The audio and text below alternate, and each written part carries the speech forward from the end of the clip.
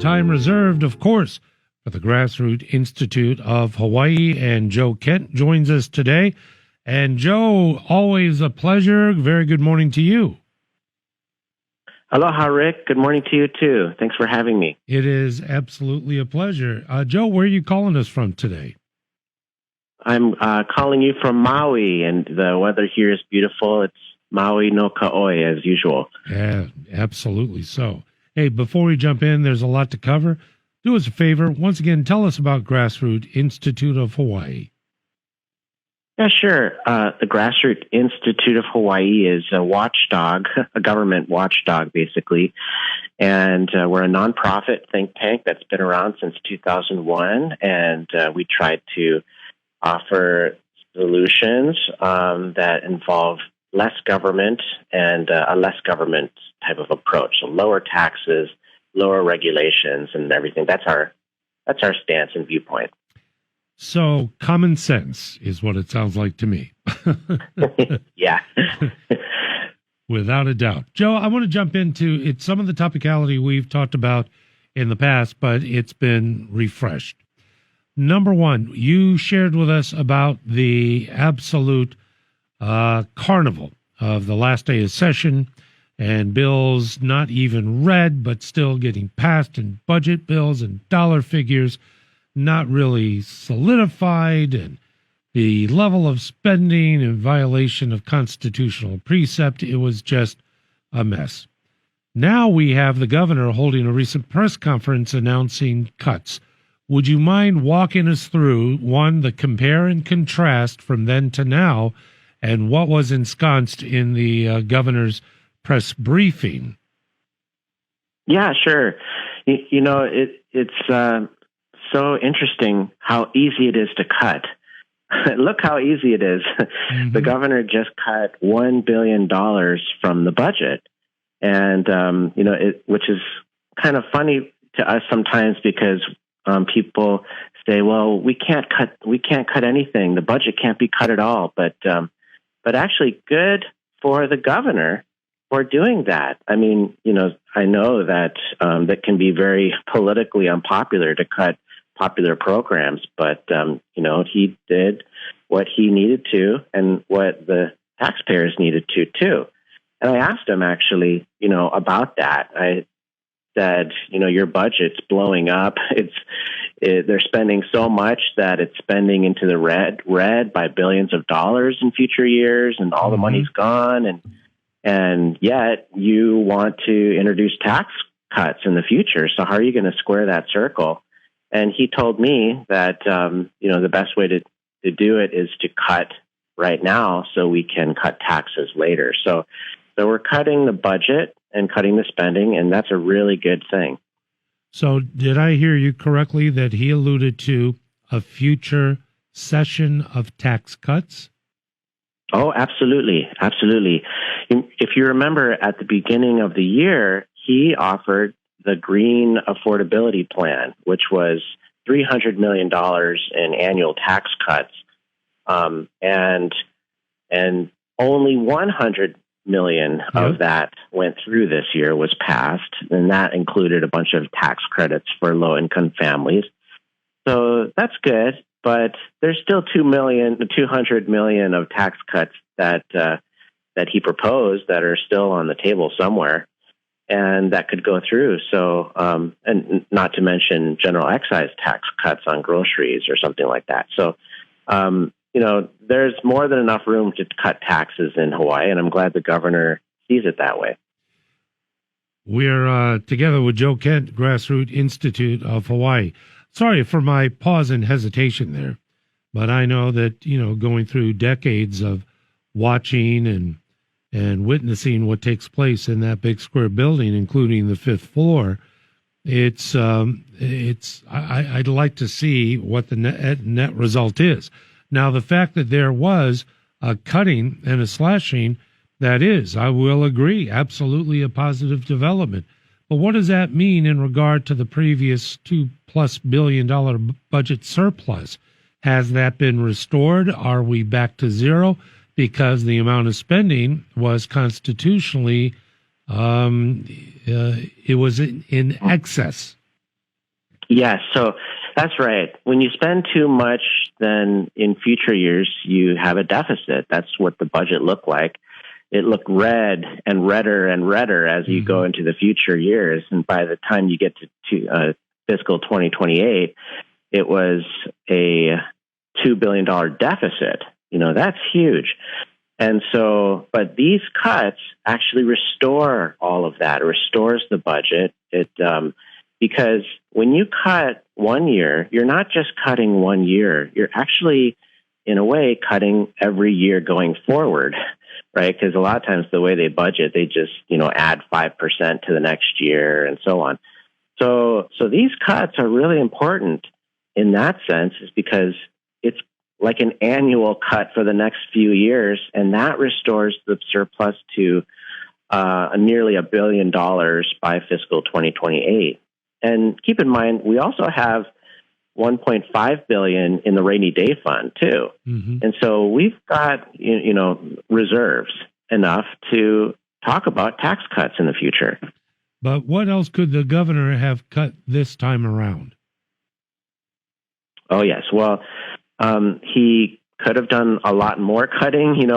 For us at Grassroots, we're Edward Scissorhands, so we we can think of lots of things to cut. Of course, the Aloha Stadium is a lot of money that some people say could be cut.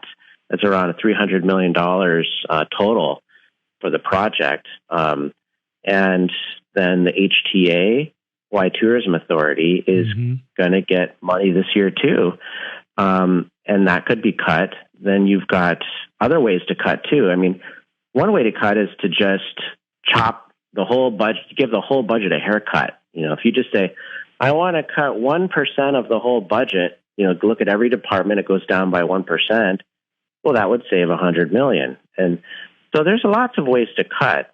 And not to mention, look at DBED, the Department of Budget and Economic Development and Tourism.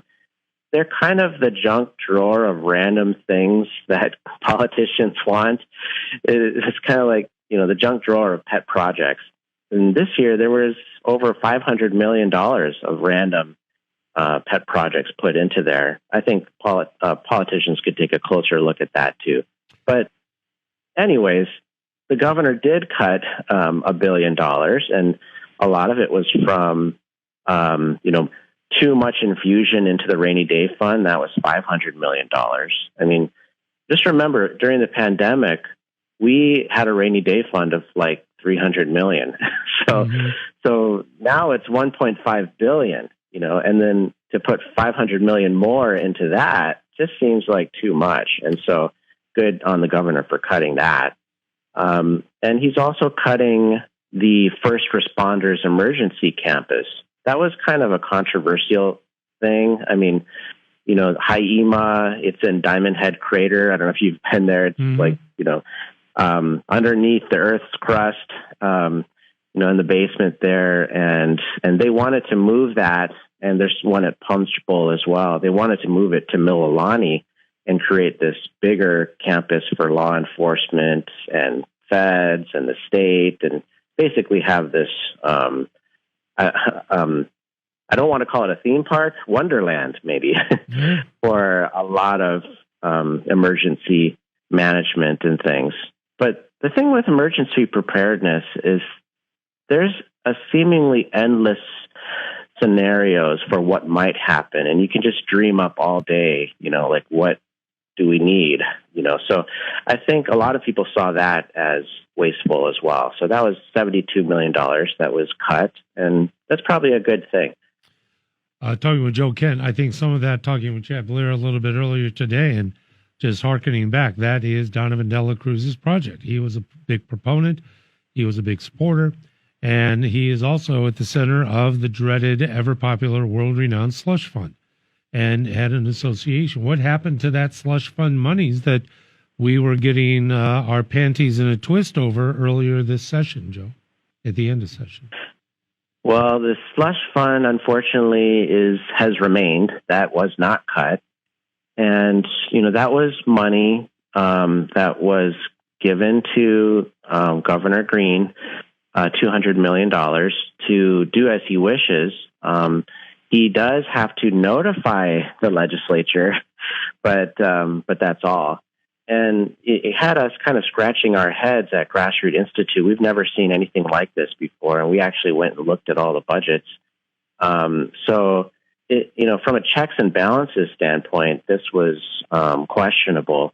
But it looks like at least now Governor is saying what he'll spend it on, which is some for the HTA, which was defunded at the legislature, and some for education, teacher housing, and for education. And so at least he's saying what it's going to be used for, but still, big ticket items like this should be deliberated at the legislature, not just decided by one person. Well, that, and also, I mean, we talk about the due process, and we refer to the constitutional precept of the amount of overspending, but it's not binding. It's not statutory. It is ensconced in the Constitution, but it has a provision that if you have a majority of lawmakers say, yeah, that's okay, we can spend that much, then you can. And it's written, and it's just nuts. One other aspect of this, Joe, is that what is now our total debt as a state, and combine that with unfunded liabilities, we arrive at a dollar figure that may, if you're driving right now, folks, you may want to pull over to the side of the road. Joe Kent? Well, that dollar figure I've calculated to be around $132 billion. That is a number that you get to if you rack up all of the bonds at the state and county level and the unfunded liabilities for the pension and health funds and the deferred maintenance of infrastructure and, things for the environment and maintenance. If you rack up everything that we're supposedly supposed to pay for over the next 30 years, that state reports have said that we need to pay for, it's over $132 billion.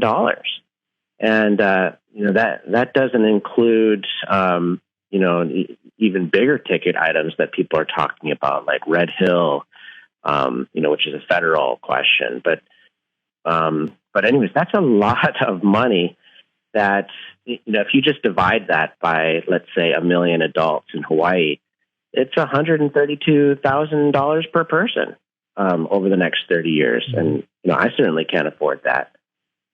Not at all, unless you're a city council member. Anyway, the one last thing to wrap up. We have just a few minutes. Hardly even that. I just want to say one thing. When we talked about the governor doing additional things, there's an astounding increase in the amount of unemployment insurance tax that businesses, and that includes small businesses, that are going to have to pay because there's a cessation of the withdrawals, and it's increasing. And we have the opportunity that the governor could have assuaged all of that with an allocation to ramp up and replenish the unemployment fund for the state. There are pockets where actions could have been taken other than cutting. It could have been moving, replacing, etc. Mm-hmm. Yeah, that's right. The UI taxes, which is taxes that businesses pay for their personnel. If you've got more employees, then you have to pay more UI taxes, unemployment insurance taxes. Yep. And those are going up by between $100 and $300 per employee this year. So that's going to hit, $100 and $300 per employee more than last year's tax. That's going to hit business in Hawaii in a really big way. Huge. Now, if the legislature or the governor had deposited into the UI fund around $100 million, then that would have, reduced that tax automatically. But right. Unfortunately, now businesses will have to pay. Reduce, maybe eliminate at some point as well for a period. We got to run. Joe Kent is joining us from the Valley Isle. And once again, Grassroots Institute of Hawaii. A great report as always, Joe. I appreciate you very much and looking forward to the next time. Okay, thanks for holding them accountable with us. Appreciate the time, Joe. Aloha to you. Thanks. Bye. Bye now. That is Joe Kemp.